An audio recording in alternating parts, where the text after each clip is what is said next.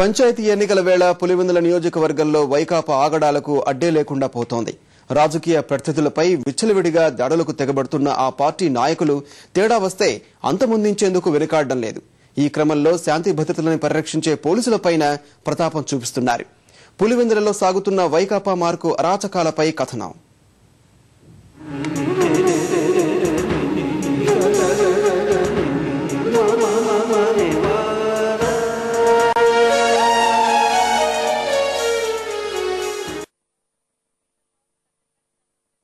అక్కడంతా వాళ్ల రాజ్యమే. ఎవరైనా సరే వాళ్ల మాట వినాల్సిందే.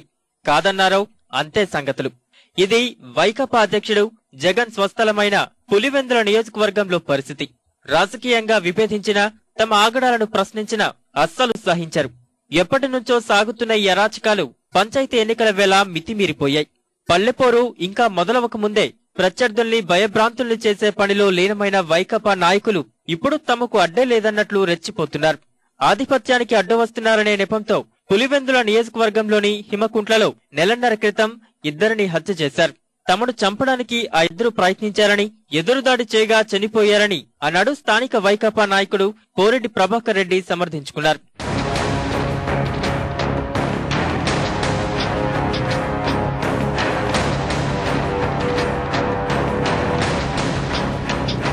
పంచాయతీ సందడి మొదలైందో లేదో మొన్నటికి మొన్న తొండూరు మండలం గంగనపల్లి కాంగ్రెస్ నేత సింగిల్ విండో అధ్యక్షుడు చంద్రబాబుల రెడ్డిపై వైకాపా కార్యకర్తలు ప్రతాపం చూపారు. మండలంలోని గంగనపల్లి, సంతకొవ్వూరు, చెర్లోపల్లిలో వైకాపాకు అంతగా పట్టులేదు. వార్డులకు నామినేషన్లు వేయడానికి అభ్యర్థులు దొరకని పరిస్థితి. ఇక చెప్పేదేముంది, ఆ ప్రాంతంలో కాంగ్రెస్ వ్యవహారాలు చూస్తున్న ఓబుల్రెడ్డితో పాటు మరో 5గురిపై రాళ్లు, కర్రలు, కత్తులతో దాడి చేశారు. ఈ దాడిలో రామాంజుల రెడ్డి, భాస్కర్ రెడ్డి అనే ఇద్దరి పరిస్థితి తీవ్రంగా ఉండడంతో తిరుపతికి తరలించారు.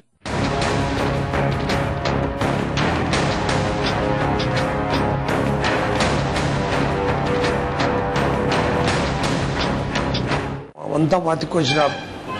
చెల్లోపల్లిలో మా తిక్కొచ్చిండే గొల్లోళ్ళంతా వాళ్ళని ఎట్లంటే తిట్టారు. ముందు ఉన్నయేమో చేయమో అని అది ఇదని వాళ్ళని బెదిరించారు.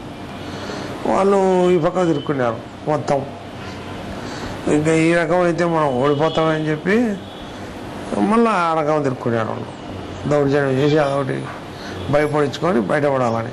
పులివెందుల నుంచి సత వేసుకొని వస్తా అంటే ఆడికి వచ్చే తాలక రాళ్లదాడి, కట్టెలు తీసుకొని వచ్చి రాళ్లదాడి చేసి మమ్మల్ని కొట్టినారు.